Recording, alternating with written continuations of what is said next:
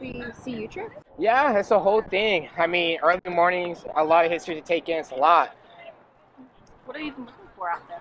Really? That's a really great question. I mean, college is such a big next step. I mean, I have to look forward to that, and I feel like this trip will really help me a lot to learn what I be missing out. I normally talk about if places fit with us. Yeah, you're right. Speaking of it, I ain't hungry anyways. You kind of lose my appetite. Of course, a 10-second conversation means you lose your appetite. Yeah, Fine, you win. Give me the food. right. Yeah, that's right. 1 point from me. I win. I needed to see these places for myself to understand what Black culture really means there. But what will I find, and where do I belong in all of it?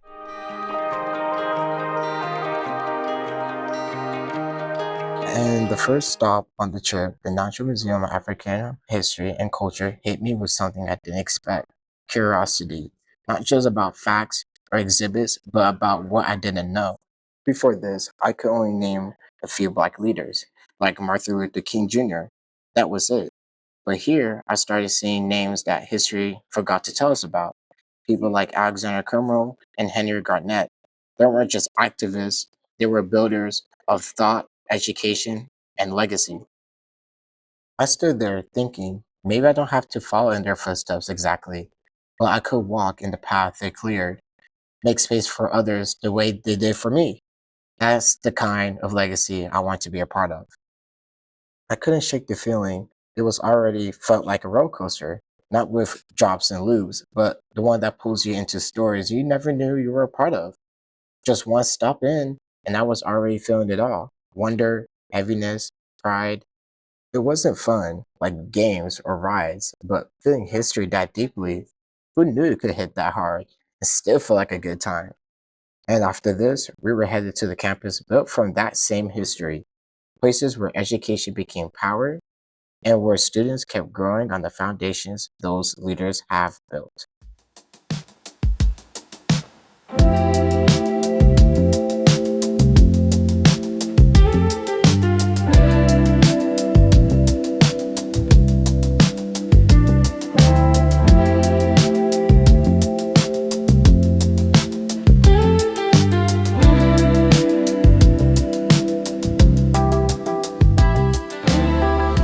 Stepping onto Hampton's University campus, I felt a mix of excitement and curiosity, not just about the buildings or the history, but about the students.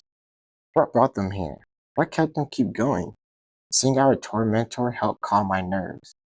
There was something in the way he carried himself, proud but easygoing. That made me want to know more. I asked him, what made you choose the school? Yeah, so from a young age, my dad's been taking me and my brother to Hampton. Um, and it wasn't until later on that I realized how much I really kind of connected with the school. When I was in high school, I really just wanted to go to HBCU. That was a no brainer. I was like, I'm going to an HBCU. Um, and I wanted to get one that had a program for music recording technology. And Ooh. when I was looking around, I didn't see a whole lot that did. Um, and so I was like, okay, maybe Hampton might be the right choice. That moment stuck with me. His answer wasn't just about academics, it was about belonging. Hampton felt like home to him, and it made me wonder, could it feel like home for me too? What I couldn't ignore was the cemetery. It reminded me of death, even though most students walk past it like it was normal. It unsettled me.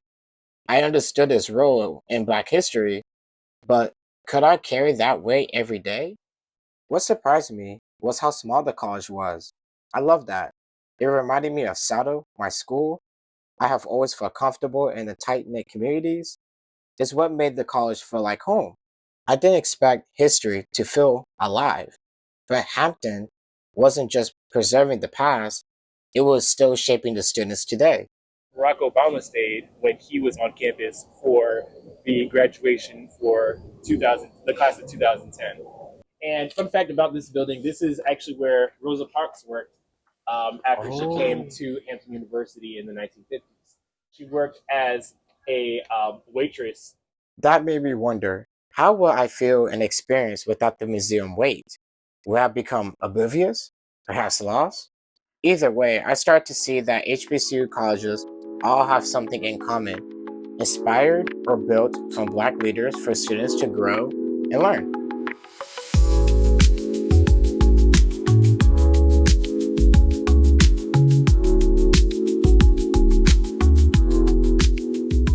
Walking through the Isaac Royal House, I felt a chill, not from the cold, but from the silence, the kind of silence that holds pain. I couldn't help but think, if no one had fought, would this have been my life too? Would I just be living to serve someone else's dream, not mine? One thing that stuck with me was the beds. The difference between the enslaved people's quarters and the royal family's rooms felt like night and day. And oddly enough, even the plants outside looked more cared for. That shook me. How do you treat humans with less dignity than flowers? This house reminded me why education, freedom, and voice matter. It's not just about the past, it's about seeing how far we have come and how far we still need to go.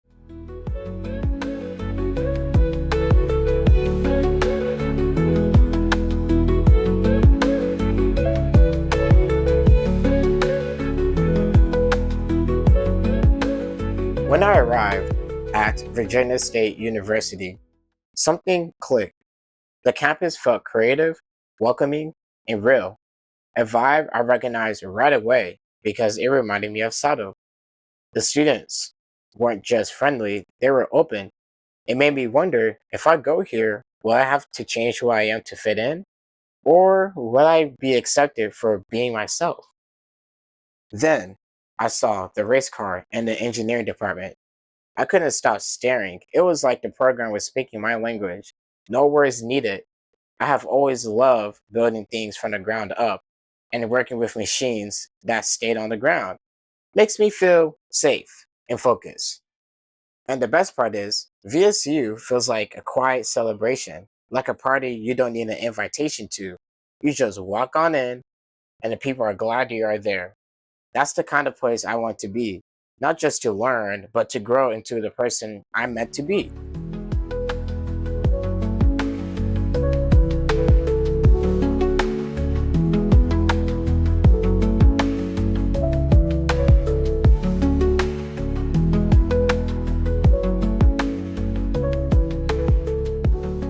At the Museum of African American History, I saw many artifacts that expanded my understanding of Black culture, specifically how Black education sparked, survived, and continued to grow. From School Clothes by Jarvis Givens, I learned about the power of Black education, how leaders like Frederick Douglass paved the way for future students like me to become skilled, intelligent, and capable. They fought for the knowledge we were once denied by a society that treated Black people as inferior. That made me reflect. My dreams in engineering or even the entertainment field would have been unimaginable back then.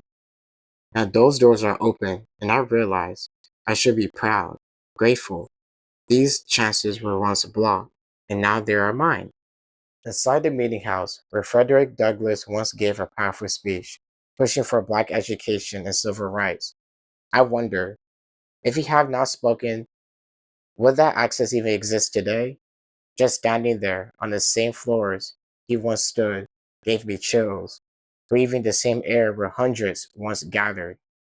I could almost feel his presence, and I thought, if no one had come to hear him, would his words still echo now? Would he be remembered the same way?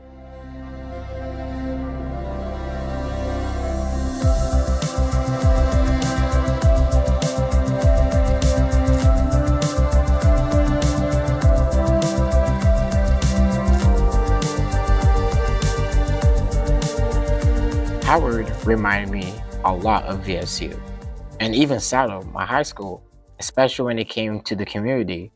One moment that stuck with me was the tour guide. He looked at me and said, "By the look in your eyes, I can tell you have met a lot of people." It hit me. He didn't see just the surface, He saw what I carry in the inside, things I don't usually share, especially with people who only know the goofy version of me. But somehow, he saw through me like a crystal prism. It shook me, but it also made me feel safe and seen without needing to explain anything. Even with the gloomy weather, the energy on campus felt alive. Sadly, we didn't get to see the engineering department like at VSU, but knowing they offer electrical engineering still gave me hope. The tour guide left an impression. He made it feel personal, but I kept wondering what student life really feel like beyond one voice. The campus felt big, and finding out they had ultimate frisbee got me hyped. It reminded me how much I value teamwork, whatever in sports or engineering. College isn't just about classes, it's about showing up, expressing myself, and finding joy in what I do, which makes me ask if not just education, then what parts of college have I been overlooking?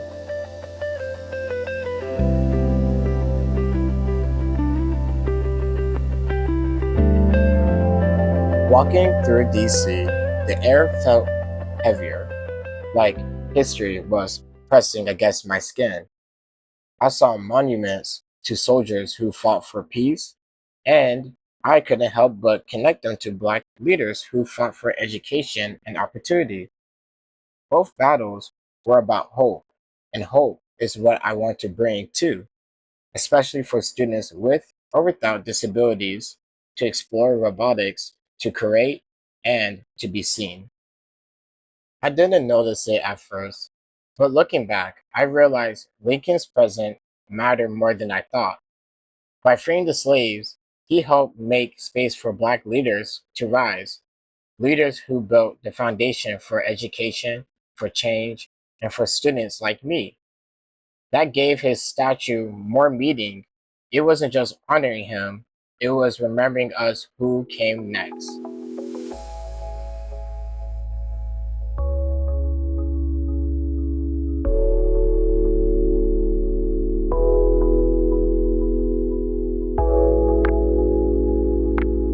At Harvard, we met Dr. Jarvis Givens, the author of School Clothes, and joined students from nearby school to talk about how the book connects to their lives.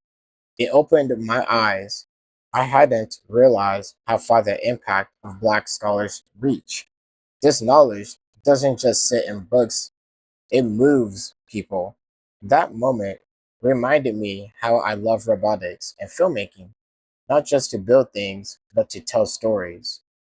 I don't just want to remember what inspired me, I want to share it so others can feel it too.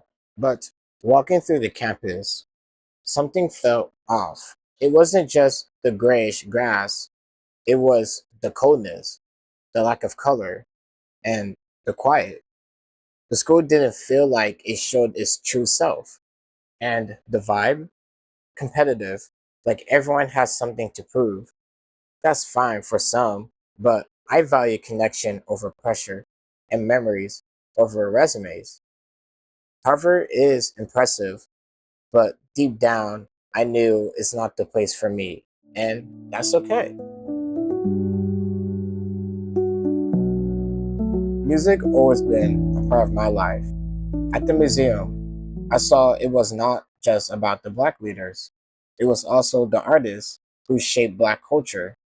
NWA, Prince, Will Smith, they didn't just make music, they built legacies that spoke for their communities. That hit me. My mission isn't music, but their work inspired me. I want to spark creativity through robotics. Different field, but same mission: create, uplift, and leave something meaningful behind.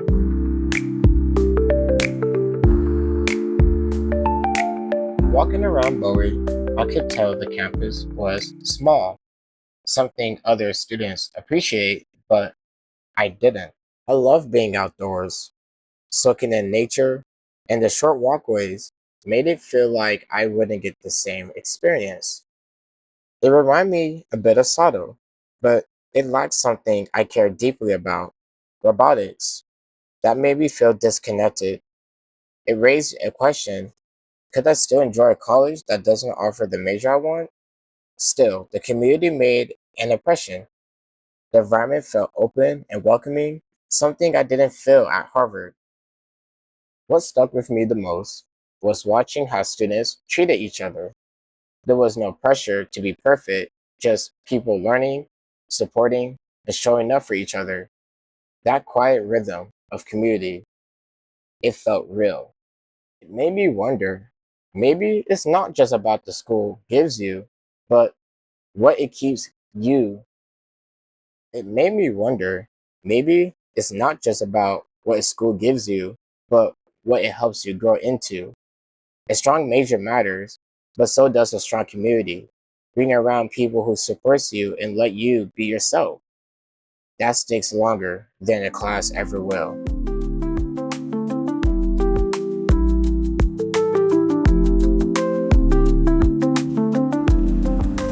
I am not no art major. Never even thought museums were for me. Always figured they'd be boring. But this one pulled me in. The paintings told stories without words, like I was building meaning as I looked. It wasn't just beauty, it was struggle, history, identity. Each piece had a voice, and somehow it spoke to parts of me I didn't know were listening. Maybe art's not just for artists, maybe it's for anyone learning to see differently.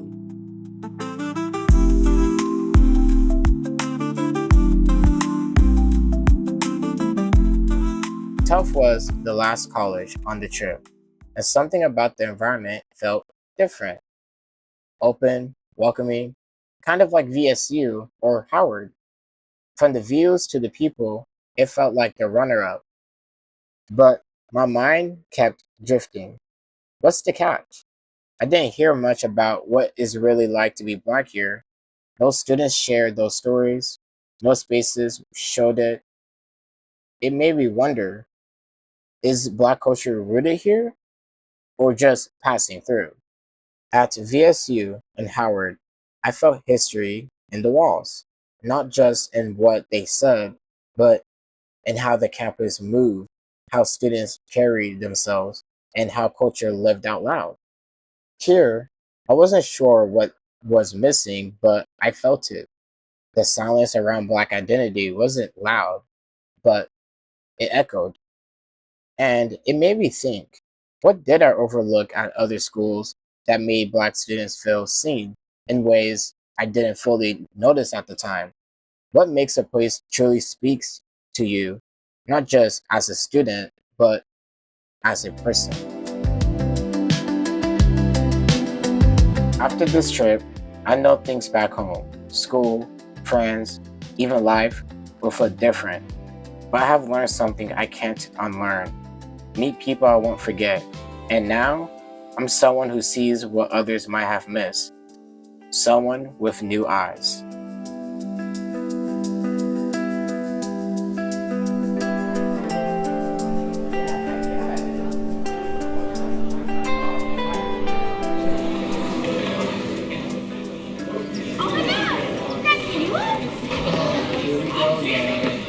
Hey, nice to see you. Where am I? I know, right? I can't believe you can't last for 1 week without me.